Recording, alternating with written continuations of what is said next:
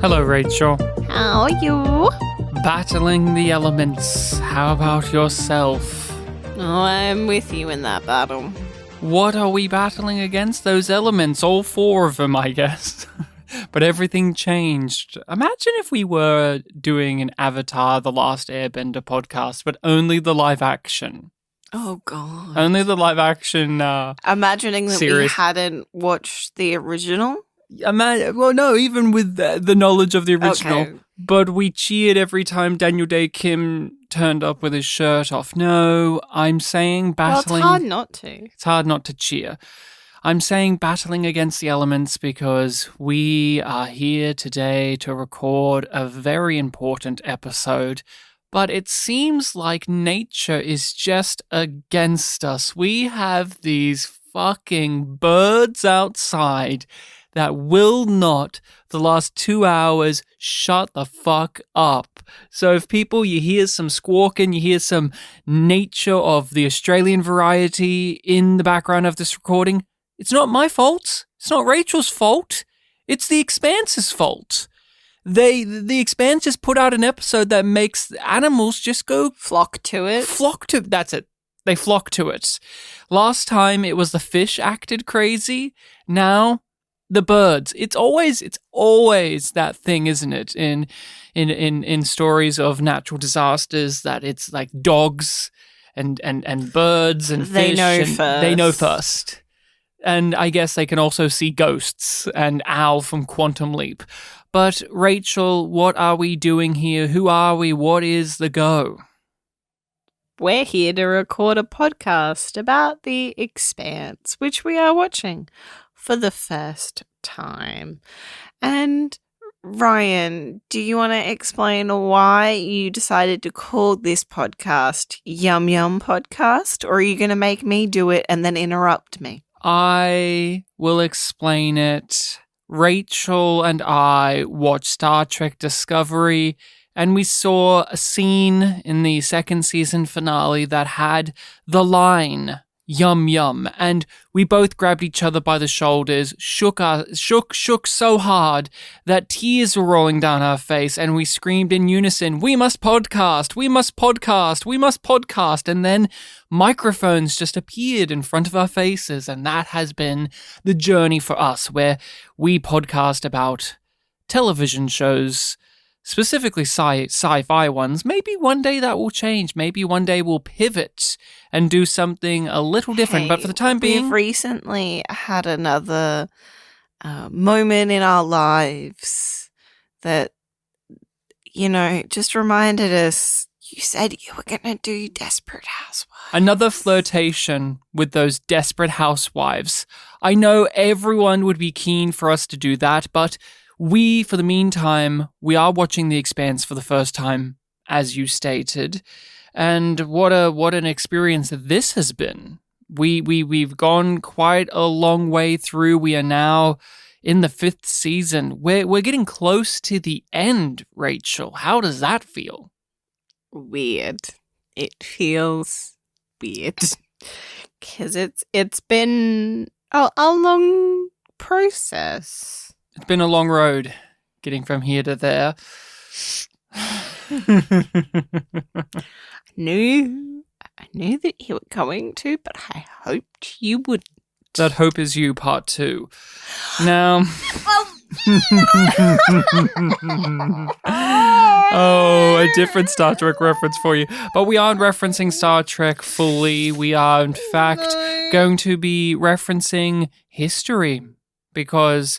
this episode of The Expanse is referencing a moment of history, a famous battle that Alexander the Great partook in, and also it's quite the moment to look at The Expanse because this is the highest rated episode, or at least tied for highest rated episode of The Expanse. This is season 5, episode 4, and we never did settle on how to pronounce this title, did we? It was one of those things where it's like, oh, we'll look it up. And then you played like a speech to text, text to speech it was thing. a how to pronounce video. Yes, which is why it kept on repeating. But I actually had a bit of an investigation, and it really upsets me that the 3 different history channels all had people pronounce it differently. So I really feel upset by that. It's Avasarala. It's Anu Avasarala, yeah. So it is Gaugamela. Gaugamela! What else was there? You played it like 5 times last episode. It was a different one to that. It is very highly rated. Do you know what it is on IMDb, the number? 8.9 is my guess. No. No, 9.3? 9.4. Ever so Ooh. close. It's episode 40. Yeah, maybe that's the reason. And the synopsis is very, very much to the point. Marco's grand plan shocks Earth, Mars, and the Belt. That is the story. In part, that's that's something that happens. Yeah. That definitely... Like, it is following all of the consequences of Marco's plan. And where do we follow on from here now that I have given us the dense description? Well, I'm looking at the notes. We did the intro. We did the summary. Yum Yum is up next. But what is Yum Yum? You said that it was a line from Star Trek Discovery. So do we just say yum yum and then we go into our general thoughts on the episode? Of course not. Of course not. We always bring a special flavor of yum yum to each series we cover because that line is so versatile, isn't it? No. It's so versatile. No. It's the peak. It's not versatile. Writing. It like yum yum is meant to be in a specific context, but we choose to extrapolate multiple meanings from that moment. That's what art is for. Yeah, let's go with that. So the Expanse started out horny, so we said, you know what? Each episode, the yum yum moment is going to be us identifying the moment that made us go, yes, please, in a very sexual way. Made us lick our lips, throw our hair back, and say, yum, yum. And this is a jam-packed affair. There's so many poignant moments, so many hard-hitting scenes, character moments, but it's not horny. No. It's not a horny episode. No tits this episode. They gave us the titties and then they took them away. And now we are left with death, but a shred of hope for the future. Mm-hmm. And my pick has to be on a superficial level. There is no actual, that's a horny scene. No. So my traditional pick is Marco himself. Okay.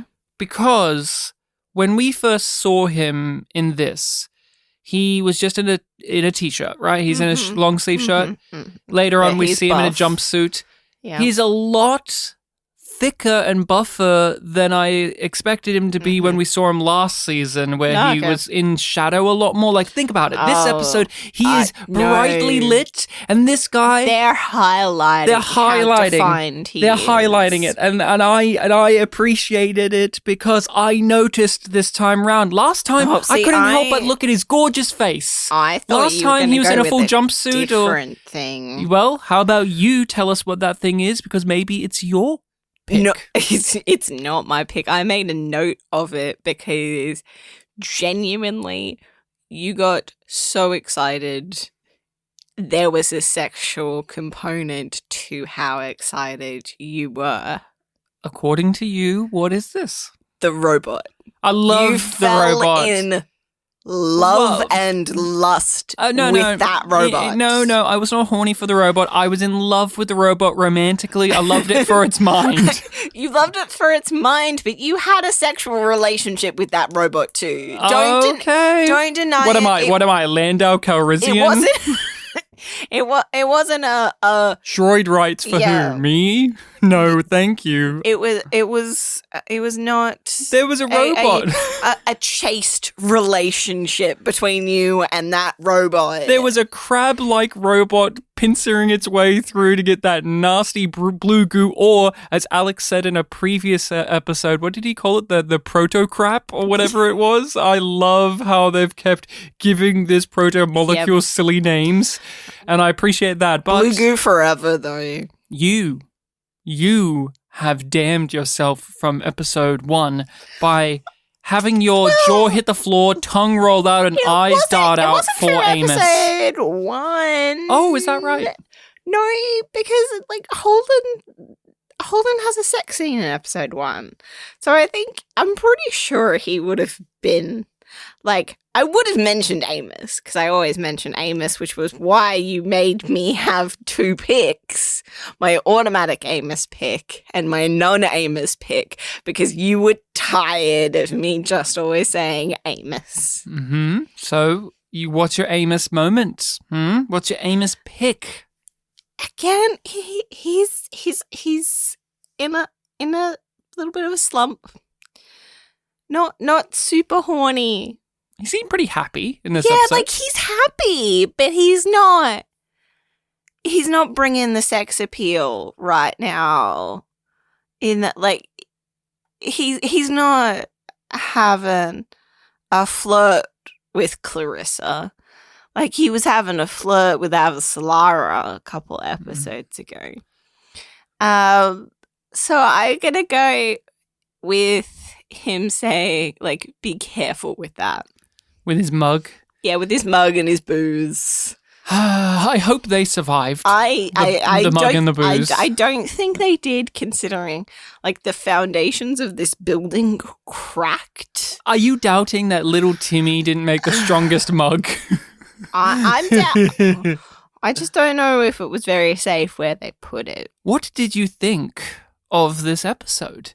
It has the reputation on IMDb as being the highest rated, aka number 1, tied with Home, which we do find to be one of the best episodes of the show. Yeah, but how did you feel about this? A stellar episode. And it is an episode that feels like it is going to be really rewarding on a rewatch, knowing that this definitive moment for the show and for the characters and for the belt and for all the other factions within this universe that the Expanse has built up. So it's just well, no, duh, it's amazing.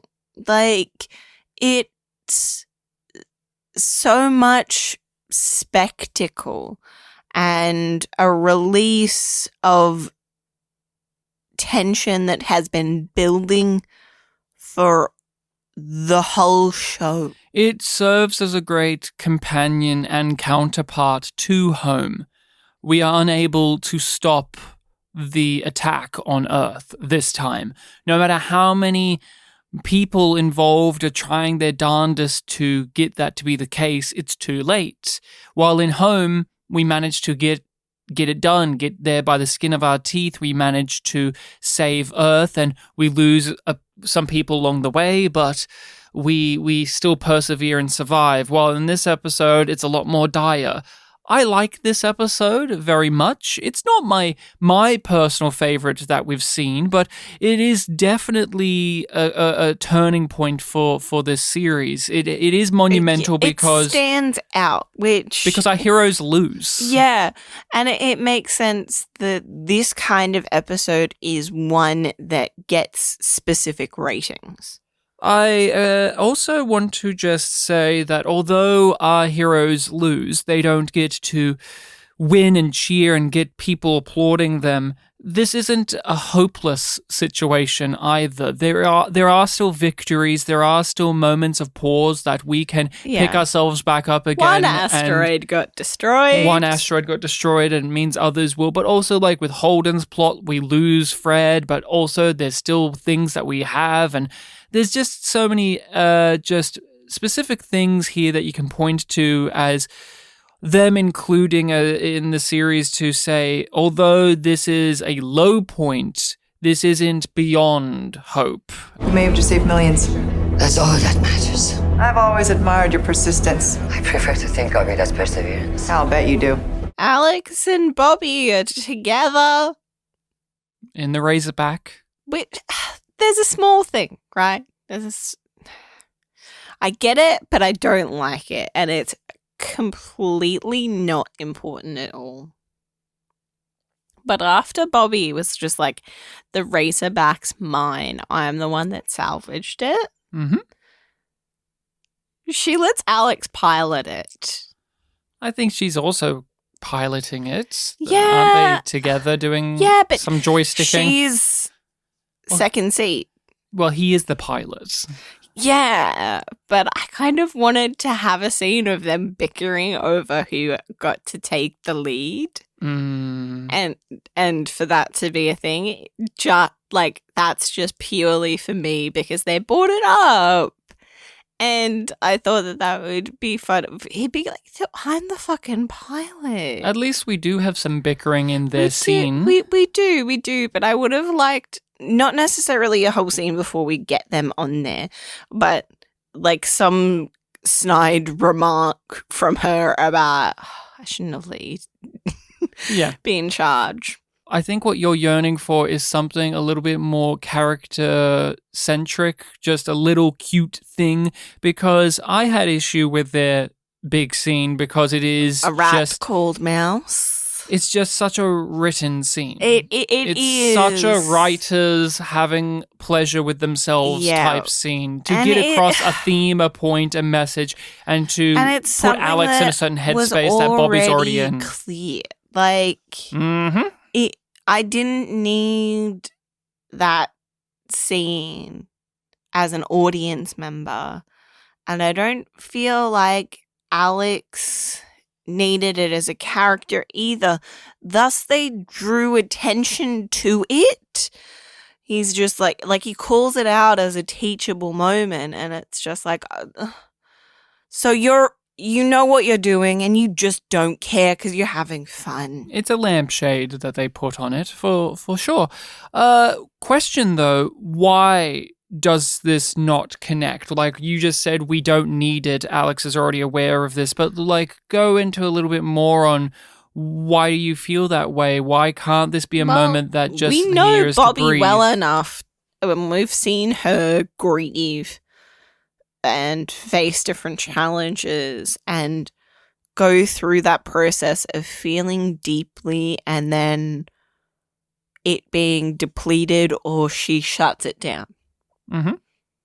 And I look at that and go, oh, babe, that's not healthy. Honey, you shouldn't be encouraging other people to live like this. But isn't that what Alex says?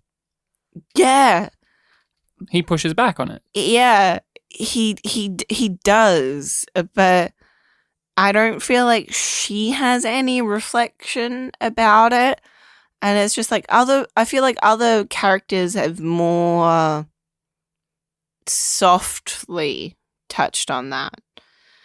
And it feels like the writers are pulling this out rather than it being it's weird to condemn it for feeling so contrived when the show itself points out how contrived this conversation is. Mm-hmm. Because it just, for me... Because it has defense. It has like a armor on. Like, you can't critique it for that because it itself recognizes it. But it's like... What it feels like this was a really important moment for Bobby in the books and they wanted it in the show. And they didn't think about it in terms of what they'd done in the show with Bobby. Because Bobby's been shifted, changed. A lot of things have been slid around. Repeated. Yeah, with her character since she showed up. So it's frustrating all over again that she's getting a scene where it feels like she's just regurgitating things. It doesn't feel fresh, it doesn't feel new, it doesn't feel insightful. Mm-hmm. It just feels bland and contrite, even though the performances are working hard to sell it.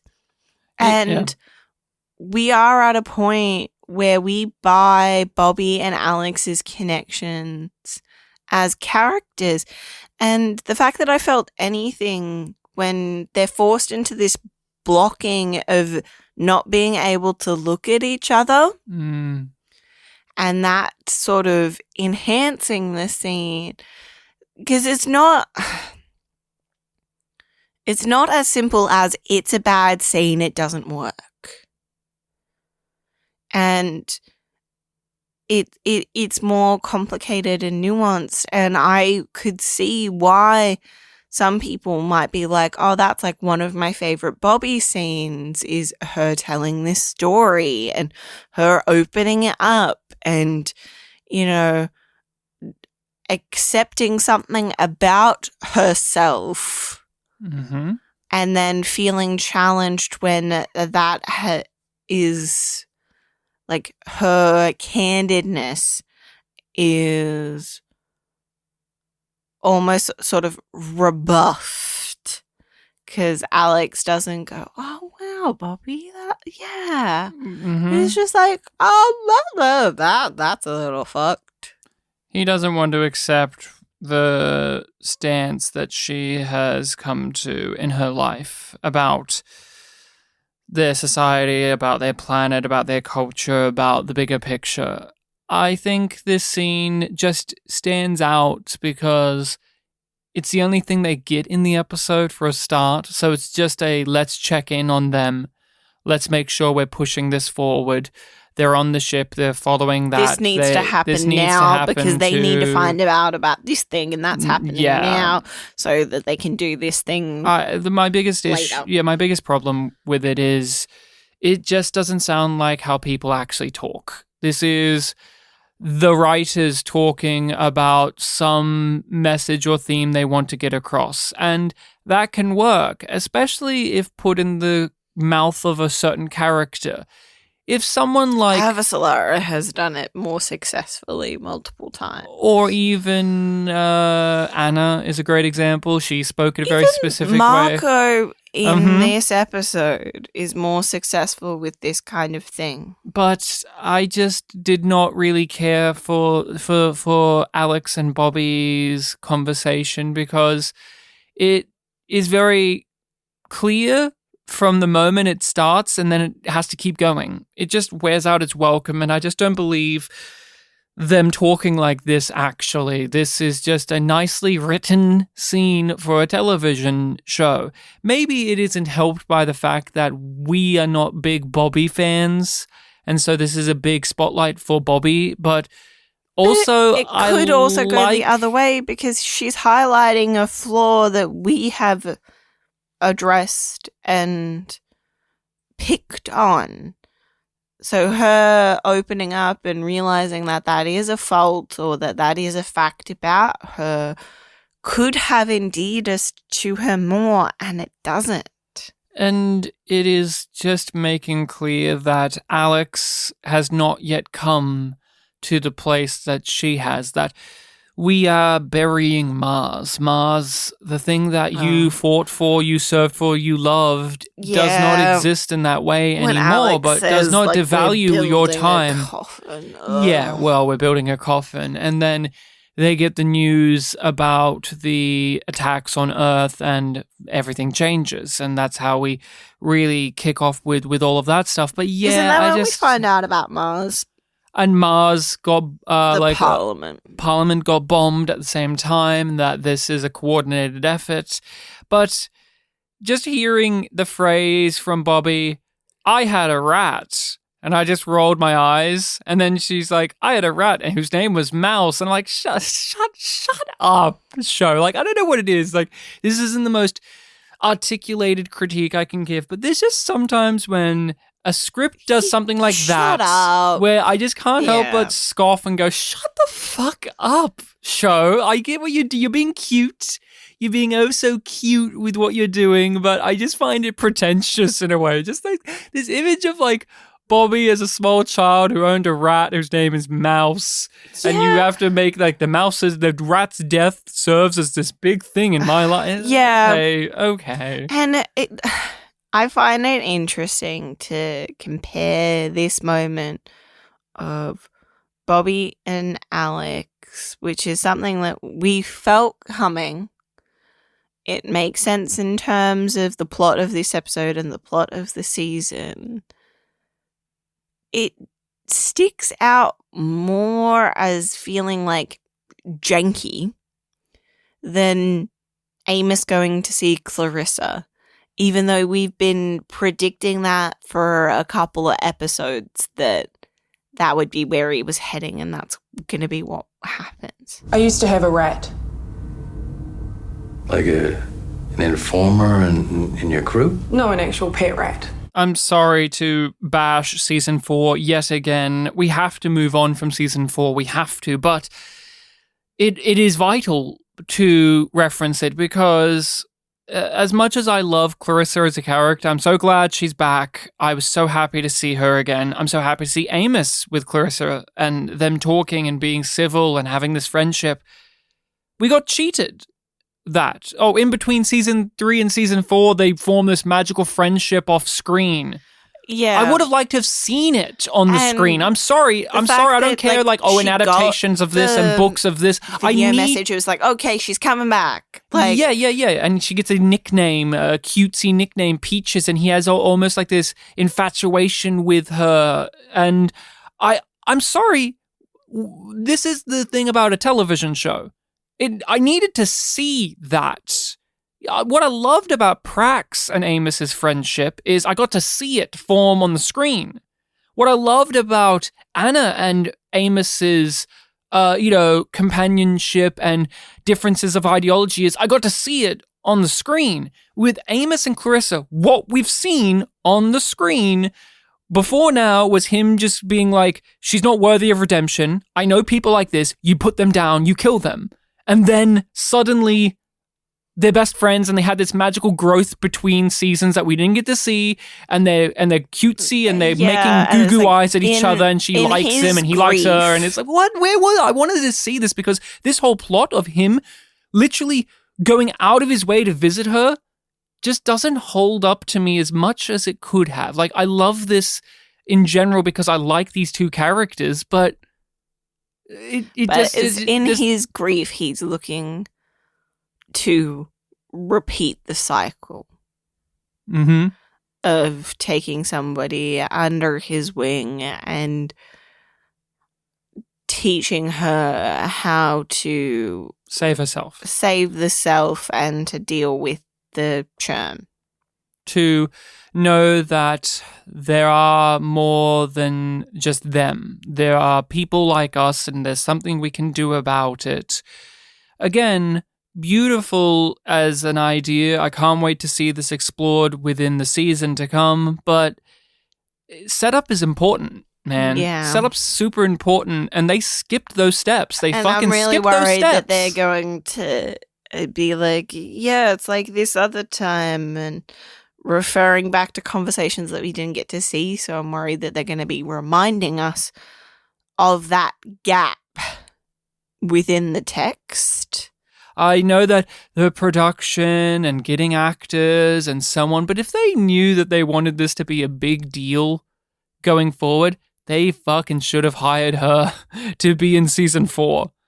Have her at least in 2 or 3 episodes so that this can matter. Because, yeah, the story is Amos goes to the prison, like we thought, goes to go visit Clarissa Mao. We get to learn the penitentiary. We get to learn about mod jail. Yep. It makes sense that there's a specific section that is for these prisoners who are more dangerous because of the mods that they have. And, it makes it make sense of why they're underground, which was another thing that we predicted. There are people who cannot go above ground because their modifications cannot be removed. They're too dangerous. Or they don't want to. Oh, what was it? Bodily privacy is in the Constitution. It's their choice. Okay. And Clarissa is someone who can't get her mod removed because the life it would give her would be worse than if she was here being drugged up. Okay. I wanna ask you a question about that. Do you think that is an impact of the mod, like her body has adjusted to it, and thus not having it, her body wouldn't function as well? Or do you think it is because if she was in general population, being Gao's daughter, she would have a harder time in prison? No, I took it as it's a physical thing if they remove this from her, because it's in her head. Like, this device is in her jaw and connected through her body, it seems, that if they rip that out of her, it would be fucking terrible. So she's just going to be sitting here drugged up. But what you are asking isn't without reason, because her mentality is very down. She is parroting back the phrase that Amos told her at the start of last season of how to get through her sentence. Eat, shit, piss, sleep, get up, do it all again.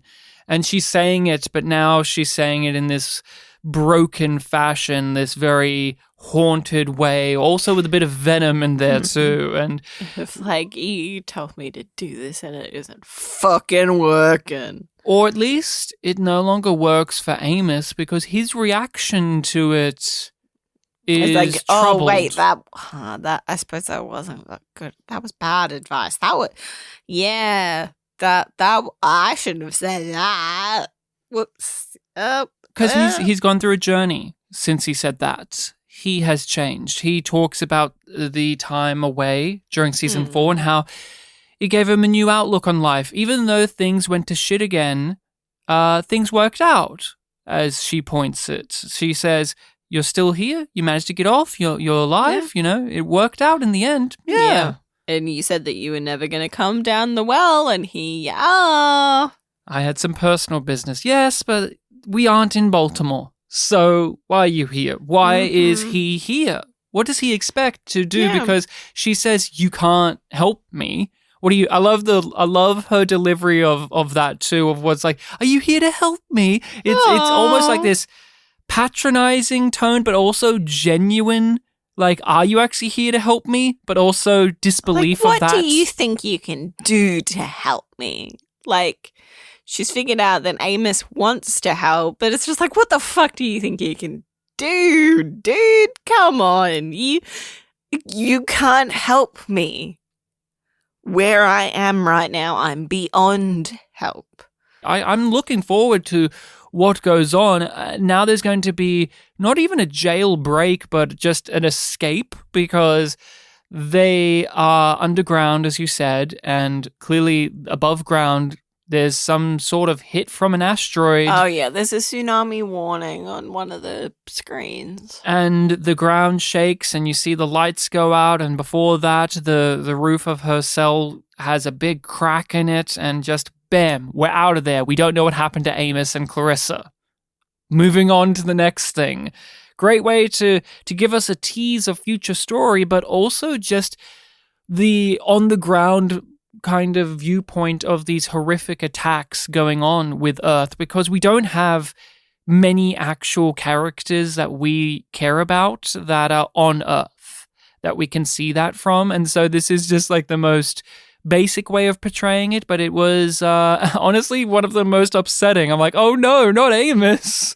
I know Amos is going to be in the show more, but oh no, not Clarissa, not Amos. I love those guys. But they're going to battle their way out of the complex. Or crawl their way out, depends how damaged it is. Tycho is getting ready for the ship to come in. They're going to attack them. They're going to like ambush them. They have Johnson's right-hand man and his crew in a what was going to crater. happen with this plot. We knew, and- especially you. You were like, Fred's dead. Hey, I'm not a spoiler. I'm not spoiling anything for myself. I don't look anything up. I know nothing. But that's the thing about The Expanse. It doesn't play, oftentimes it plays fair. These are things that you can figure out for yourself if you are watching with a keen eye. If you're knowledgeable enough about how story construction works and foreshadowing and things. Hence, Holden even says the line later in the episode about he deserved to finish what he was building.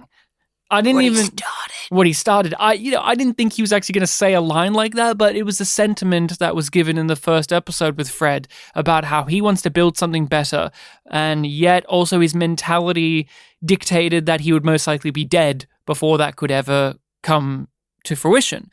And Tycho, although we knew or assumed that this would be the way it played out, there are some interesting wrinkles to it, but more importantly, and I'm speaking for myself, perhaps you will disagree because I know you get hung up a lot more on being able to know how things will play out can weaken your enjoyment. I still thoroughly had a great time with this. I was so happy to see the dominoes fall into place the way they did, to see the stakes of the story get raised, and to still have some teasers of future elements. Die immediately. I'm really glad that they didn't do that. Like, they successfully get him to gravity, and then we see everybody, doing the stuff of, like, declaring him dead. And Holden gets to close the eyes. Mm-hmm. And I appreciate that they didn't go for the pure melodrama of, like, he dies right there on the spot, and Holden's like, I will avenge you!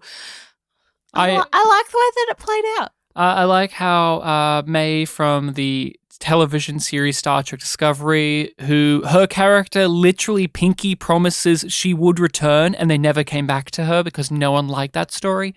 But May from Star Trek Discovery, she kills Fred Johnson, but I really appreciated how that scene was blocked because she's in the lineup of them looking at the ship coming in, and she's hitting away at her little keypad, her little tablet, and she's turning on and off all of these important systems of Tycho Station, which then draws the attention of the security people, so that draws them away. There's nice planning on how to make this coup successful. But they're in a line and they're all looking at the stuff happening, so they're all distracted, and she just slowly walks backwards into the doorway, and you see behind, out of focus, her grabbing out her gun and slowly putting it together and aiming it, and then it happens, and I just loved that. I was just smiling at just with a devilish glee of, like, we are getting to see her obviously do this, but our characters are super distracted by what she has done, and they don't even realize the danger that's literally right behind them, breathing down their neck. And you got Holden slightly figuring it out. No, guys, get out of that container. It's a trap. And thank God, Rachel, I know you were crying with joy that Johnson's right-hand man seems like he got out in time, because they jump out of there and that container explodes, but you see the 3 CGI bodies do a little flip through the air. Yeah, and then he's there at the end of the episode. He's there at the end, but did you like the little CGI bodies flipping out of the explosion? It reminded me of. I did. It reminded me of Babylon 5. a lot of that. Bull, get out of there. What are you talking about? Get everyone out of there now. It's a trap. Go. Fred Johnson, what are your feelings about him being killed? Oh, I'm excited to see what it causes, because now, what's going to happen to Tycho? Because he made Tycho what it is, And now with Marco and the Free Navy having the control that they do. So you're more preoccupied with what this could lead into. Yeah. But how do you feel about this being the ending of a character that we've followed for 5 seasons? I was prepared for it for ages. So it was just kind of like, I feel like they did right by Fred. He died pathetically.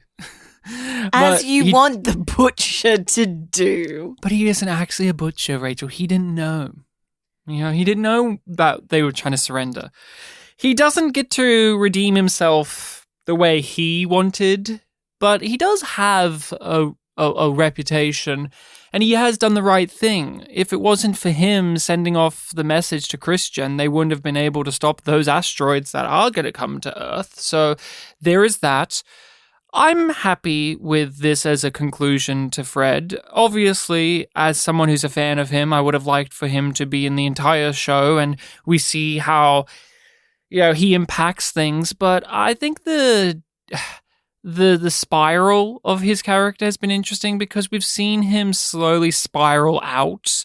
He's kind of lost his grip on things over time. He's become a little bit more manic.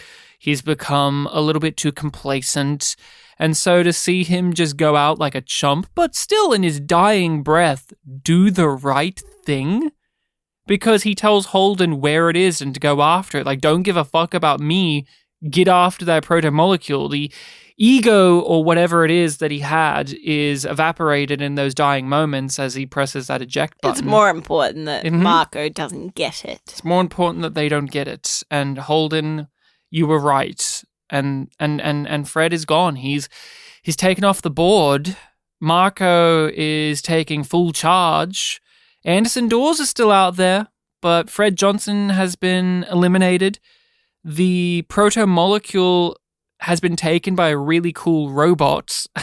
I can't get over it. We haven't really had that type of sci-fi in The Expanse, like a big clampy robot thing that's controlled, that's running around doing stuff and kicking Holden across a room. Like, we haven't had that in this series. Stepping really on somebody's leg. Oh yeah, that was really good. I like that detail that it stepped on May from Star Trek Discovery's leg. Did you notice, or what is your opinion on, if you noted this down, on they also did want to take Monica? They wanted to take her, not just, they found her. She was someone that they were wanting to take with them. Somebody else told them that she was meant to come along. And it perked my interest. Well, it's Marco, isn't it? Yeah. Why? They were going to kill her in a previous episode. No, remember they were trying to abduct her. They gave her air. They were trying to pick her up. Oh, okay, yeah. Remember? Oh, yeah. So and then I she think, kicked it open. And, yeah. Oh, okay. Remember, it was she almost killed herself. Okay, so yeah, they want to take her. Why? I think Marco knows the power of the news and broadcasting. Thus, he does the announcement. And I think he knows that Monica could be a very successful tool in helping him with that. That's my guess. She's propaganda. He can use her, turn her to be his resource. Yeah, I think that's a cool thing to have, because it gives Monica investment in the story rather than just being, I'm hunting clues for my next story. We have a moment of her seeing on the TV screen another hit on Earth from an asteroid, and just she's shocked by it. She's taken aback by it, and it was, I think, very important to include that, because Monica is, for our benefit, the audience, she's the news, she's information, she's the person who has her finger on the pulse of so many things, hence she's here in the first place because she knows about the blue goo and the dangers of it. But this was something she wasn't aware of. This was something that she wasn't in the know of, or at least not as much as we are.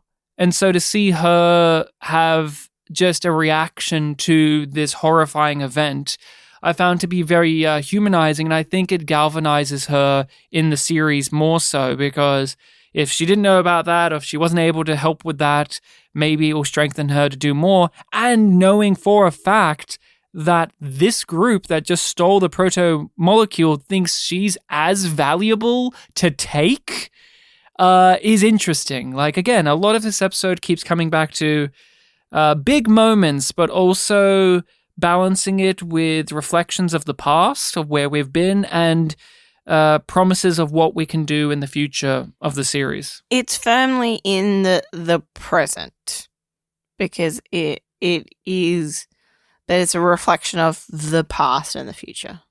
They got the proto-molecule. Did you expect them to get that in this episode, or like to succeed in doing that too? Yeah, as soon as that robot turned up, I'm like, yeah, they've planned this shit out. They know what they're doing. Okay, if you were Fred Johnson, would you put the proto-molecule in your bedroom? Would you do that? I don't know if I would do that if I was him. That's like the first place you would look if you were looking for Fred Johnson's proto-molecule. It's basically in his sock drawer. It's under his bed almost. It is. Well, no, it's slightly away from the bed. No. Like, it looks for it and then... No, because it flips up the bed to get to the floor underneath it. Yeah, but it's banging to find where it is. It flips the bed and then, it's all the way over to the side near the wall. But it's under his bedstand then? The point being... It's so amusing that his hidden place for one of the most important things ever is one of the first places you would ever look. And is that a case of like, well, you wouldn't look there? Secure. I think like it's meant to be an area that is well protected, safe. Only certain people should have access to that area. But also, if you're someone like him who knows that they're going to probably do like a military precision strike to go get your thing, your bedroom isn't the best place for protection against that. I don't know. I just found it kind of funny. It's goofy. It's goofy shit. Because he is dumb. Like he is dumb. He's dumb. He's dumb sometimes. Yeah, like R.I.P. to a dumb one. It works, but it doesn't. I don't know. I just also found it cute that Monica was just hanging out there. She's just hanging out there. Convenient. Hey, you got to give her something to do too. But hey, they captured May from Star Trek Discovery. She didn't get away. The blue goo got away, but thought she's she stuck. was gonna bite down and kill herself, but no, not yet. She's a kooky one, huh? She gives this very strange performance. And is it okay? What is your read on her when she's sitting there doing the whole "you lose" aspect? Like, what are your feelings about this character? Because we've seen her play up this "I'm a friendly, happy-go-lucky belter who loves to fix inner ships, and I'm just nice." She's just brain rotted from Marco. That's my peg. That's your peg. Rachel pegged it. I think it's that, but also, how much is it of her just being like, well, I got to put on this face to show that I'm not afraid? Because I think there was like a little bit of a, oh no, I'm still here. To her. I got left behind. Oh no, this wasn't in the plan. I was expecting her to kill herself too, honestly. I was expecting her to, well, they've got me. The next option, the only resort left is to kill myself so they don't get any information out of me. She chooses to gloat. Bye-bye. You're gonna help us get it back. You lose. You all lose. Christian's right, and she is too sad to gloat. She's too pissed off. There's no gloating necessary either. So Christian's right about everything, but does that mean it changes anything? No. Except it does for the general. General Colonel? I know I keep on calling him by the wrong title, and now I can't remember. He's a general in your heart. He's an admiral. We get comments. We get so many fucking comments about like little bullshit like this that doesn't matter. Like, oh, by the way, like this color of this background means where this like. But now you're just like he's a general in your heart. We're never gonna. I'm gonna call him admiral. Rachel's never gonna call him. He's General Lucia. Yeah, she became a general since season 4, and she's also gone through a bit of a transition. But he's back and kind of groveling, but they get the job done. So they do save millions of people's lives by stopping that 4th asteroid. But it also proves that they could have stopped all of them if anybody had fucking listened. She got blackballed. She screwed herself. She burned all of her bridges. And this is a consequence of that. The Admiral even admitted that he was a coward. That's the reason he didn't help. He was a coward. He was afraid. And she didn't rebuff that. She didn't give a denial of that. And he makes a comment about it. Like, thanks for not doing Thanks for that. But now we have work to do. We can still save people.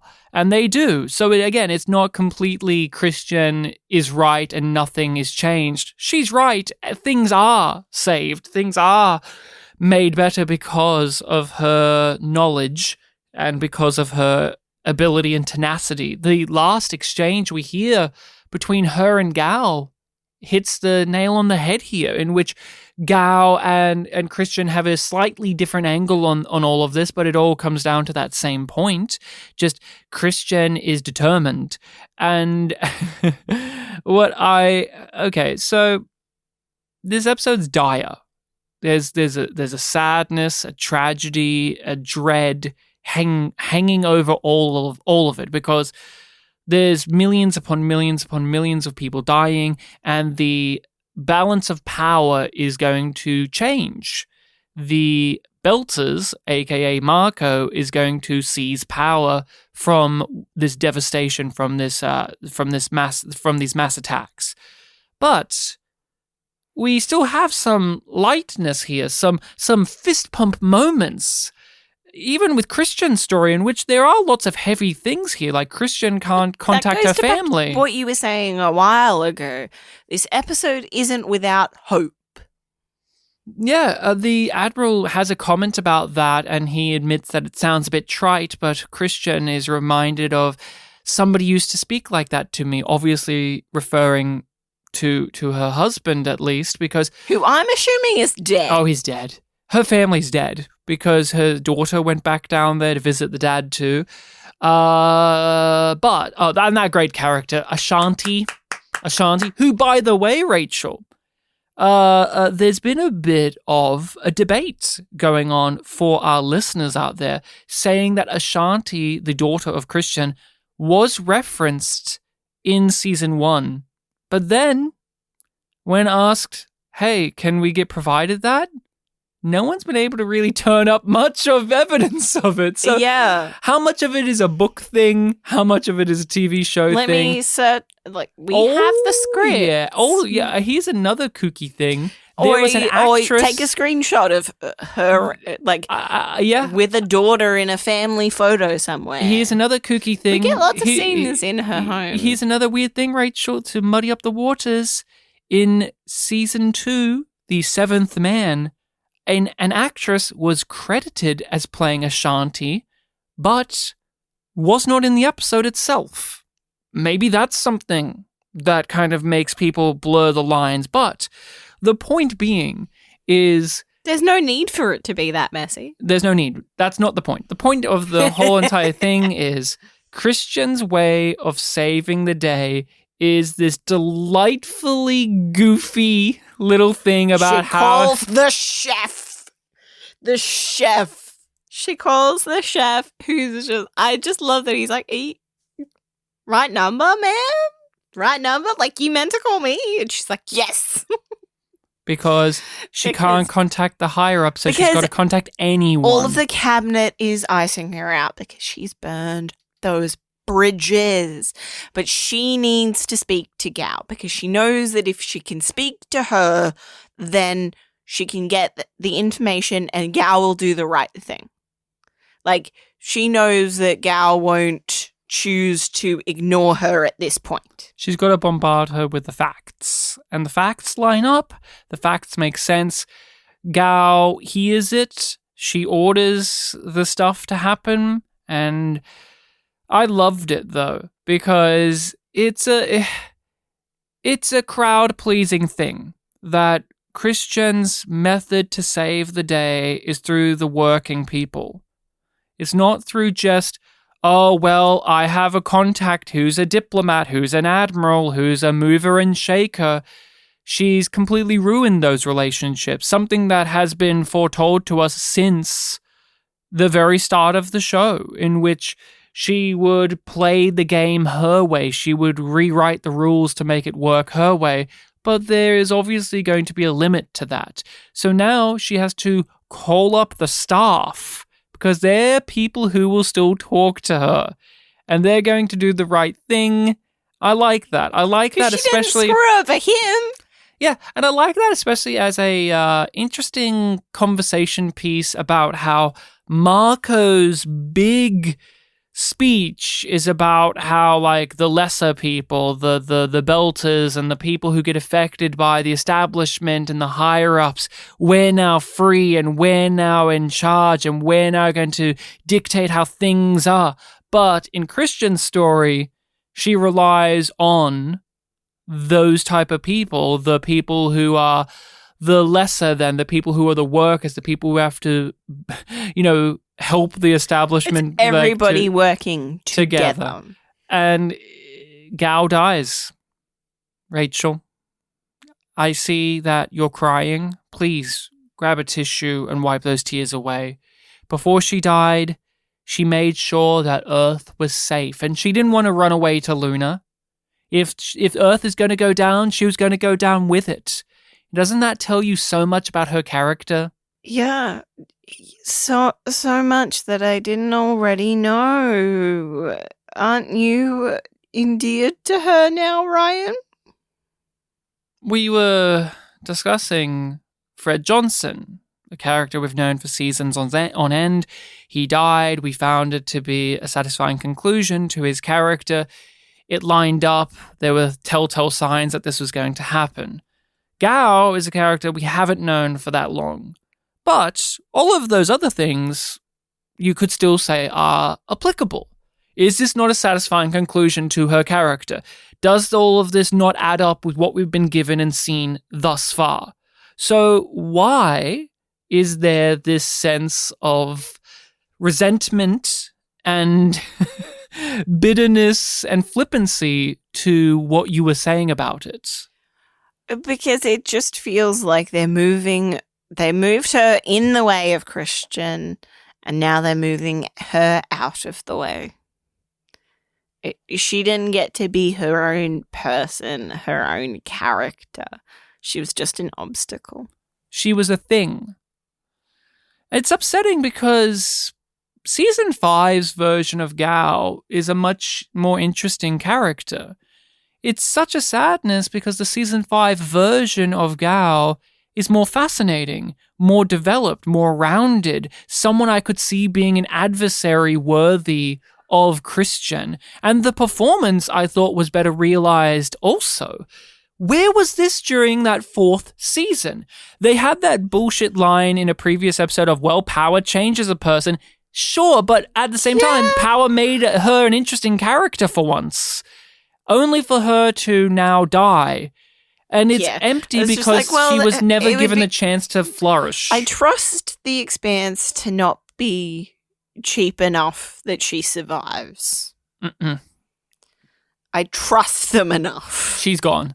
R.I.P. to the Secretary General. They don't know who is in charge now. Who does it fall upon? Everything's in a disarray. A bunch of the cabinet was on Earth 1.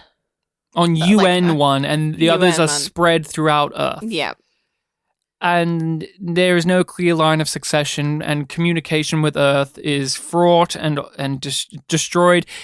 There's some places you can still contact. There's some people you can still hit up, but it's an absolute disarray. And they did manage to fix up the stuff to detect the stealth tech, and so they aimed Earth, the watchtowers in the right direction, did the thing, and destroyed the last asteroid, and they get to watch it from a bar on Luna. And the day is saved for now. There's less loss of life. They managed to have that shred of hope. Misery loves company. So does hope. A little trite. I know. Yes, but that wasn't what I meant. You just sounded very familiar. I have nothing nice to say when it comes to Naomi. I don't feel sorry for her. Oh, I got feel so frustrated at what the did way she that they expect? wrote. What did wrote she her expect? breakdown in that thing, and it's just like, oh yeah, it's time for Naomi's breakdown. She's got to cry this episode. I don't feel for her. What an idiot. If they reveal, fucking idiot. if they do some fucking bullshit reveal that actually she knew that this could be an option the whole time, and her and Holden have made a secret little plan. Oh God. But I don't believe get a that for a flashback second. to a I don't believe conversation that she had in her underwear. I don't believe that for a second. But even if they pull that trick, it's a hackneyed one at best. I do not have a single nice thing to say about the Naomi stuff because she's an idiot. This is a plot motivated by an idiot. Damn fool. And it's just like, oh yeah, she's blinded by her motherly instincts.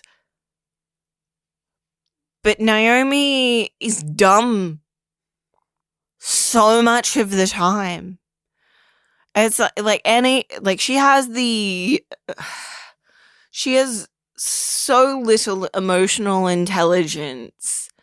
It's just like Amos understands people more than you most of the time, Naomi. He stopped attaching himself to her because she's such a fucking idiot. Yeah, and like just thinking back to last season when she's like, "Oh, I'm not going to tell Holden I'm sick." No, not going to do that. And it's just like now, it's just like, oh no, my son's indoctrinated. Who could have foreseen this? Not I, apparently. Oh, and who would have thought that my son would abduct his own mother after, being raised by a terrorist father? I was not surprised at all when Marco was like, "Oh, it wasn't my idea to bring you." What is? She's not an asset. What is her thought process? What is her end goal? What is her plan? What does she expect? Oh, I think she was just going on the hope that she would be able to convince Philip to turn his back on his dad. But did she do anything to achieve that other than physically show up? She showed up. She had the ship. She has not articulated herself at all. Like, for instance, when the door closes and she's like, "Philip, no, blah, blah, blah." She speaks more openly there when Philip's not here to listen to it.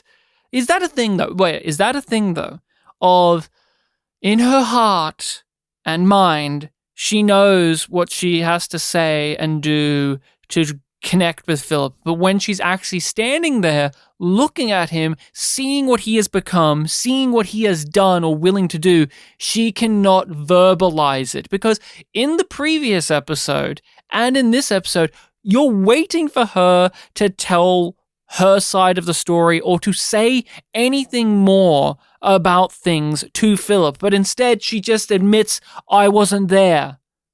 Okay, he knows that. Yeah, clearly. That's not new. That you had this conversation already. But is that in your perspective of things, in your viewing of this, do you think that it is a on purpose failing of her character to be able to open up to her son, to demystify the father figure to her son, or is this just the writers I think it's just padding the it out? I think it's just the writers. Yeah. I think it's just them being the problem. Do they know? I don't know. Do they know specifically that Naomi is insufferable as a character because of this type of thing? Like, I don't. she walks into this plot line and she's shocked that it happens like this. Why? Why? Is she just, like, again, it's a plot motivated by an idiot. It's an idiot's plot where stupid things happen because a stupid character is too stupid to function. And the annoying thing is, we know Naomi is smarter. We know Naomi is wiser when it comes to engineering. No, but she's also good at giving advice and thinking like this. But here's the defense. Here's the argument you can make about that. She can give the advice, but she can't take it. She's good at understanding emotionally things, but then when it actually confronts her, she falls apart and she's incompetent. I understand that. It's just so annoying to watch. And boring. It's boring. And then, like, I wanted to feel something when they have that line of Marco saying, "Welcome home." Like, that, I get the sense that they really thought that was like the door of the cage being slammed shut in Naomi's face, and we're meant to be feeling like wrought for her and fearful of her, like, of her situation, and wondering, like, what is Marco's play gonna be next, and how is this situation going to evolve, and what is he going to do to draw her in more? Mm-hmm. Because that was a part of why she was afraid to ever see him again, was she didn't want to get drawn back into the cult of personality that Marco has. I doubt it's going to be, because the first thing he does to seduce her is to show the mass genocide he committed. Yeah, and it's just like, oh, that's not how you play this, honey. That's And demanding that I've changed for the better because I've got a kid. Yeah, I'm a dad now. I can't be a bad person because I'm a dad now. No father's been bad. Him. No father's ever been bad. Dads are good. I grow tired of Naomi because here's how I look at it. I feel like we're not saying many good things about this plot highly praised episode. We've said so many good things about Like, this. It's just there's certain plot elements that we just don't care for, like in the series at large, let alone within this episode. Like, look, the Alex and Bobby scene, it's a fine enough scene, but within this episode, it's lesser, and we just aren't invested in that story. The Naomi stuff is annoying. Ongoing problem. Is an ongoing issue. In this episode, it's still annoying because it's motivated by the fact that she's been foolish up until this point. And I just was going to say, what I can't abide by is this overwhelming sense that the writers know that the actress can cry on cue. So they're like, we'll use that asset. We're going to write scenes where she can weep. Yeah, and it's... That's how it feels to me. Yeah, the way that she... Like, that's the mentality. Oh, the way that she breaks down in that scene, it's just... It's like... You know...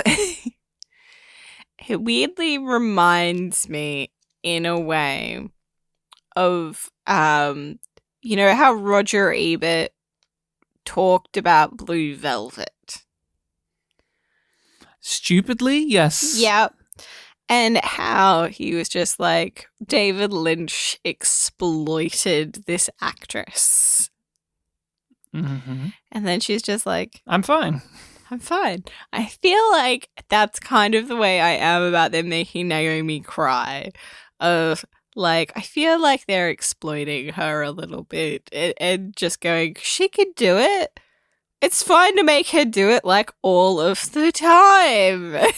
Well, and if you asked her, she'd just be like, oh no, like I really It's enjoy fun. having those like deep moments of connection, and it really like highlights Naomi. And I'm just like, oh honey, you know you don't have to. And she's like, oh, I'm fine with it. But as an audience member, I'm just like, can you not? Like, I don't think this is good for you. I look at it more as it's just tiring because they use it all the time as a method to make us feel something for her. Oh, she just cries. And if she's not crying, she's acting like a fucking idiot. Those are the two modes that they love to put Naomi in. Naomi acts like a fucking idiot, or she cries. And it's really annoying for me to say this because I have liked Naomi and I think the performance is good. And I don't want to keep banging on this drum, but like, I don't give a fuck about her and Marco. I like Marco. He's an interesting character. We haven't got to know too much about him, but we are going to. And he has his big grandstanding speech in which he bestows his fucked up point of view that contradicts itself. And we see he puts weird emphasis on certain things that he didn't when he was talking to Naomi. That's cool. But like, Naomi just being like, Philip, you are doing bad things? No. I just can't relate to it because of course he's doing bad things. He's a child soldier at best. Now you know he is one of the masterminds of one of the greatest atrocities of all time. And here's what I'm really not looking forward to about it. They are going to try. I bet you they are going to try to see if they can do a redemption story / arc or rehabilitation arc with Philip because he's a kid. Well, we can't hold him as horribly accountable because he was a kid that was led astray. I'm sorry, the guy looks 26 years old for a start. He just needs to be parented correctly. Is that what they're going to do? Uh-huh. Is that what they're going to do? Like, if he they just try to needs a pull- mother's love. If they try and to it'll pull, like, save by the him. end of the show, we should feel like he deserves some form of redemption after having killed, like, hundreds of millions of people. I think my prediction is that he's going to be the one that kills Marco. Or at least betrays him. Yeah. And that will... Like, my prediction is kill. That's what I feel like they're gonna work their way around to. Believe me, when he told me what he'd done, I was as surprised as you. I thought Philip was a man, but I guess in some ways he's still a little boy who needs his mother. What would you rate this episode on our scale of Yum being bad and Yum Yum being good? This is the highest rated episode, and you feel like we've been giving it a lot more negativity, but we've also been, I think we've been pretty even. Like, I feel like there's been things we've loved and things we didn't like. We're not gushing about this episode the way that a 9.4 would suggest, right? Yeah, I think what like 9.4 is 0.6 off perfect. Yeah. And we have this binary scale. Which is unhelpful. Yeah. And looking at it and just being like, is this as good as it could be? For us? No. Like, there's a few things that let it down. Is it a bad episode of television? No. Is it a bad episode of The Expanse? No. It doesn't belong in season 4. So... Yeah, because season 4 sucked. Season 4 sucked so much. So, and also, like, that's the thing too. We've just come off of season that we found much more drab and miserable, so this looks even better. Yeah, but it isn't amazing. It is yum yum. Yum, yum. I look at it as an episode on its own. From beginning to end, I thought it was pretty good. Like, solid. It has things It has things I like, but I would probably rate it on a number system a 7 out of 10. Like, okay, pretty good episode, but it's not higher than a 5, which usually makes it a yum yum. Yes, yeah, but that's it. Like, it's a well put together episode, but as an episode in the context of a larger series with ongoing messages, themes, and plot lines, we talked about this with season 4, where it's hard to separate the episodes because they all bleed together because of the serialization. Yep. Because of the serialization, this episode, I understand why it's a top contender, because as an episode, it's the crescendo. That's a part of the tapestry. This is a 10 out of 10 or like a 9 out of 10. I can definitely see that. So I do come out on yum yum. Yum yum. Are you ready to hear what the next episode is called? Yes.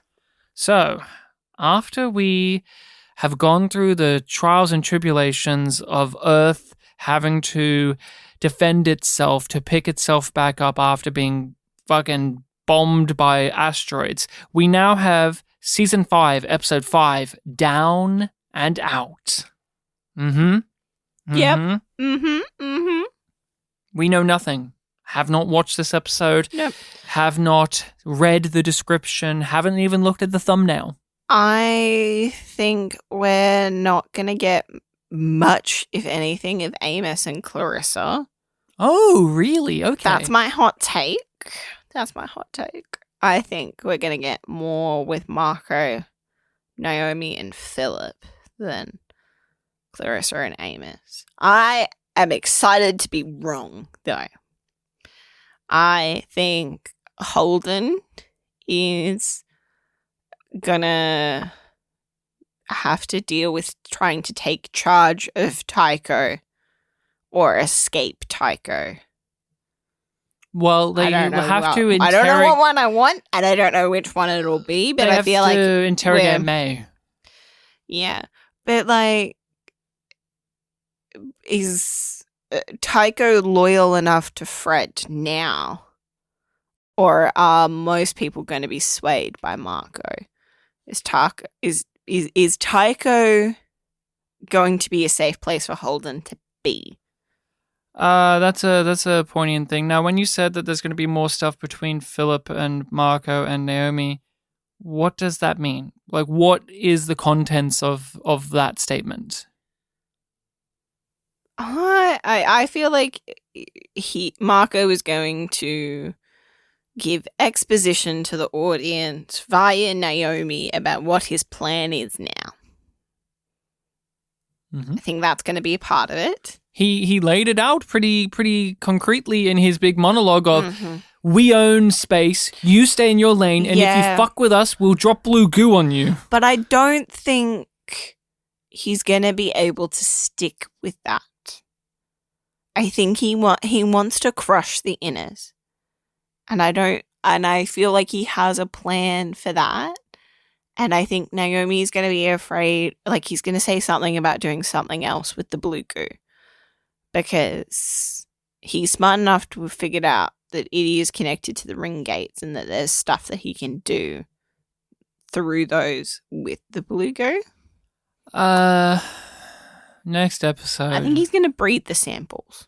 Okay. Maybe. I don't know. Can you replicate the blue goo? Well, he can let it spread. Yeah. It reproduces itself. So True. He has one sample, and I doubt that he's going to be satisfied keeping it as one. There's so many pieces that we could pick up on in the next episode. We didn't get any drama. I think Christian's going to be in charge of the UN effectively, at least on Luna. Mm-hmm. Oh, yeah. She's done her part. They'll propel her back to the leadership position, and she has to do damage control. Drummer is going to get pulled back in. They killed Fred. To the bigger politics. Mm-hmm. But not because... I think it's still not her fight. But I think Marco is going to encroach on her enough that her crew is going to maybe sway a bit. Oh, interesting. I don't know if we'll see Drummer. I didn't think about it until just now of Got like how lots she of wasn't speculation. in this episode, but she's going to definitely have a reaction to the death of Fred because I feel like we're not done with her. well, of course we're not. We're going to see more of her, but I think we are going to see Clarissa and Amos pull themselves out of the rubble and have to figure out what to do now. What do you do now from Do you here? think Murtry's going to be in that same complex as Clarissa? He does have his bag. He does have Murtry's bag. Maybe Murtry grabs his bag back. Here's a wild take. Yeah. Here's a wild thought. Uh-huh. So they're on Earth. They're the characters. I'm trying to recall, like, who are other people that we know on Earth? So Amos has Eric. Maybe Eric comes back because, after all, does any of it mean anything now? Because there's nothing but devastation. But wouldn't Eric have been in the blast zone, maybe? did Baltimore get hit? I don't know. Would it have been as impacted? Who knows? But that's the thing. But what about a certain family that lives on Earth in a little farm in the middle of nowhere? Yeah. Holden's family. I thought about them The Holdens. Yeah, the Holdens. I thought about them when Naomi was watching the devastation because it's like, well, who does Naomi care about on Earth that she knows? Oh, Holden's family is there. Like they're in the middle. Their farm's like Midwest, isn't it? Yeah, it's like in the middle of bumfuck nowhere. Yeah, I was just like, it was all snowy when we saw it. Yeah, because I it was just in like, Canada. is it? Yeah, because I was like, is it upstate New York? Now I don't know if I they'll come thought it back. was- I don't know if they'll come back in the next episode, but I'm just saying, like, as a future thing, I It feel would like be good Holden's for them to family acknowledge that at needs least. to be referenced because they're other people we know on Earth. Yeah. But I think in the next one, we're going to have the Martians and the stealth techie stuff happening, and Alex and Bobby get fucked up during it. They get Yeah. found out, and they have to deal with the hornet's it's nest a that they've trap. kicked. It's a trap, or they show themselves in a way they don't mean to, and they have to reconcile with it. But down and out, many things that we could be doing here. There's so many things that we can kick down the road, but those are just some of our base thoughts on what could be happening there. Do you have any future predictions, just in general, from here on out? What are your opinions on what could be happening in The Expanse? I feel like I've touched on the main ones that I'm like, oh, that might happen in the long run. What about the orange goo? The counter Yeah, to we haven't I heard think- much about that I since think the first that episode. Marco's gonna try and fuck with the orange goo to get more power. I think it's going to be the Martians because we know that the Martians are still like how they are, but they're more disparate now. Because there's something happening with them, and I feel like since they're so science-based and like military-based, I feel like they're going to try and activate some form of that because I get that. I don't know if Marco's crew is interested enough or even know much about it. Like Fred didn't know. No, but I feel like Marco is gonna fuck with the gates. And yeah, I can see that because he's like, I own them now. One thing that I want to just put out there, I don't know if you'll agree to this or not, but do you think that Amos and Clarissa are going to be romantically involved? Or do you think it is purely I see myself, a version of myself in you, and I want to help you? Okay. I think they're gonna maybe kiss, maybe fuck, but then it doesn't work out that way. Okay. I think they're going to be paired by the end of the series. I think they're going to be romantic Happily relationships. ever after for Amos doesn't sound right to me, though. I don't know if it's going to be happily ever after, but like I think that's what they're going to do. Yeah, I think they're going to be intertwined, but like you say, I'm like, is it going to be romantic? Is it not? Is it going to be sexual without being romantic? maybe. Maybe it'll be more than what he had with Way last season. Maybe. Because that was a classic, we see ourselves in one another. Yeah, well, we'll see. We're committed to the path. Would you be actually invested in seeing a romantic subplot with Amos? Because you are very much into the character, but like, is that something you would actually want to see? Want? Like, off the bat? No. Be intrigued by? Yes. It's not something you would reject. No. Because there are characters you're like, if I have to watch a romantic subplot of Alex, I don't want to. Part of his evolution as a person is the way that he has bond with people has changed. Can he feel romance and love in that also, way? like, hopefully I can navigate this well. But now the show has reinforced that he has sexual trauma. So the idea of sex being more than transactional for him, and that being uncomfortable for him, and maybe that being like a challenge and providing some growth, could be something. I think could be quite interesting.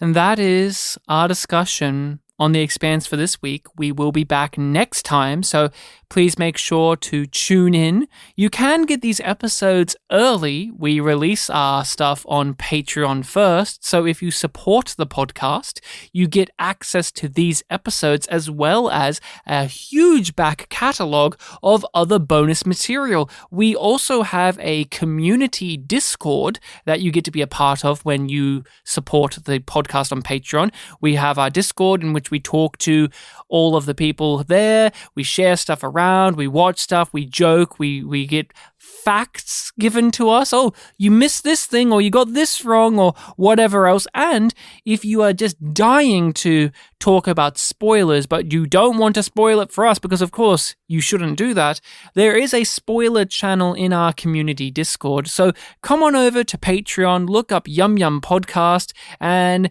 give us your dollary dues, and we give you so much stuff. Oh my god, we have hundreds of hours worth of material over there. You can also share our podcast around the place, share it around and say, hey, these people, they're watching The Expanse for the first time. You might get a kick out of this, or you know someone who's watching The Expanse for the first time themselves and may enjoy a companion podcast.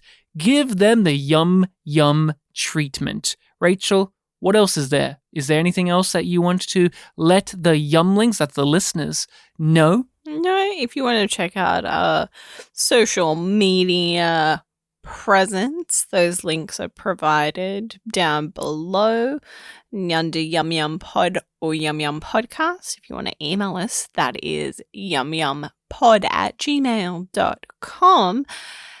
Especially if you want to just lament directly to us how much you miss the Gaunt Belter. He's fine. He was never on Earth, so he's fine. He's on Ceres. There was no mention of Ceres. There was no. Well, hey, do you think that the Gaunt Belter is pro Marco?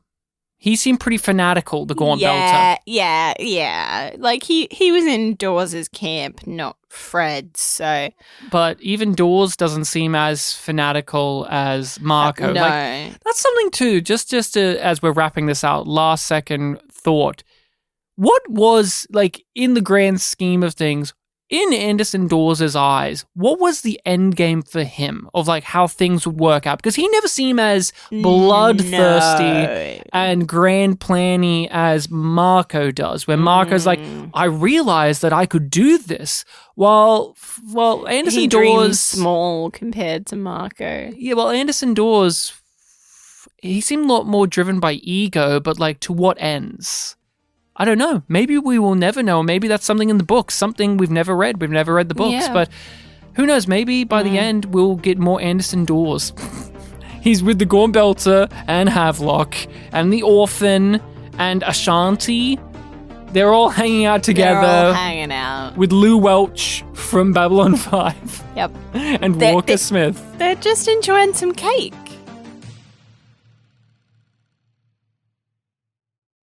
See you then. Well, voila.